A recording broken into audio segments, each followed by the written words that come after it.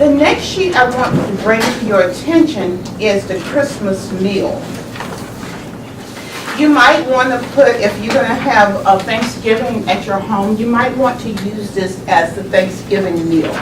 This is actually a good time for you to write down what your Christmas meal or your Thanksgiving meal will be.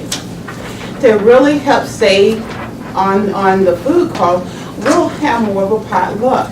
As you might have the turkey, you may have the mashed potatoes. Someone else could have the macaroni and cheese or the rolls. This is a way to spread the cost of the Thanksgiving meal or the Christmas meal, or even could be it could be Easter or Mother's Day. But once you put all your items down, then you determine who will make the item, as well as when you are compared to shopping, the items that you're compared to shopping for. And this also becomes your shopping list. One thing I want to caution you when you are, if you consider yourself an impulsive shopper, this is a good time of the year to use a shopping list, to start a shopping list, because what will happen, you go in a grocery store, you see these items on sale, the items wasn't on the list, you purchase the item, and then you go home, you look at your list, and half the things that was on your list you forgot to purchase. Then you have to go back to the store, send someone back to the store, and then they will have to buy the item. This is a good time to start on the list. And shopping list will work all year long if you consider yourself an impulsive shopper, especially a bargain shopper. The other sheet I want to bring to your attention that I have is six easy ways to lower the calories on your holiday dessert table. Let me tell you, the number one is just say no. I don't know how many of us can just say no, but that's the number one way to cut the calories. Because how many in here have a sweet tooth? So there are a couple of us can say no. But downside, over the last 2 decades, we call it proportion distortion. We eat more because everybody has supersized than we really need.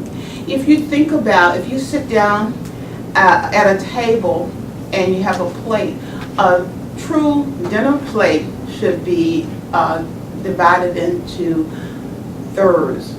1/3 with, half, kind of like a half with all vegetables, and a little third over here with meats, and a little third over there with starches. Now, how many of us can really say we do that? You can? Well, good, Jack. You see, I didn't raise my hand. I know what it's supposed to look like, but Jack, that's good. Do you do that around Thanksgiving too? Well, I started changing that probably the first of the year, after Christmas, so I don't know yet. Okay. Yeah, I don't know yet. But what has happened over the years, a hamburger, it used to be the size of a little child's Happy Meal. That's what a hamburger used to be. We have reconditioned ourselves. When somebody put a hamburger on your plate that looked like a little Happy Meal, how many of you all are upset? Or if you go to a buffet and they give you one scoop of something. It's another scoop, right? Right. That, if you are interested in cutting the calories, that's one of the ways that you can cut the calories, is to truly use the spoon as a guide. That means only one spoon of things. That's not going back. Put your one spoon, then you go back and get some more. But there are some other ways, and it's talked about lightening some of your desserts. Sometimes, instead of using some sugars, some people are using applesauce to help with the sugars. Instead of using the real sugar, some are using this new sugar called tea. It's off the tip of my tongue. It's in a green package. What is it called? Sterna? Stavina? It's Giffa tea. On tip of my tongue. It's like from a leaf. I'm not talking about Slender, and I'm not talking about Equal, or Yeah, this is from Elite. I just can't get the word out. It's the newest one, and it's less, because they're diabetics that cannot use the sugar, and some of them really can't use the equal or some of the other food substitutes. So you could use natural sugars such as, that have sugars such as some honey and some of the apples, that's to lower it. Also with frying, instead of using the regular vegetable oil, you can use the canola oil. With some of your oils, you can use the olive oils on some of the foods to help with flavoring and cutting back some of the calories. So canola oil and olive oil, extra virgin olive oil is very good versus the real greasy oils to cut back. There are some other ways that is on this list, and one of the ways, if you look at number 6, it says use a variety of fruits with your dessert.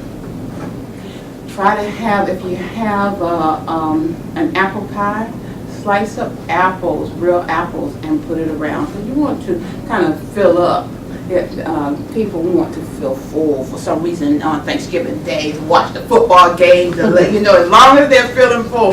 So they can fill up with apple, or fill up with bananas, or some other fruit that is readily available. So that's the cooking portion.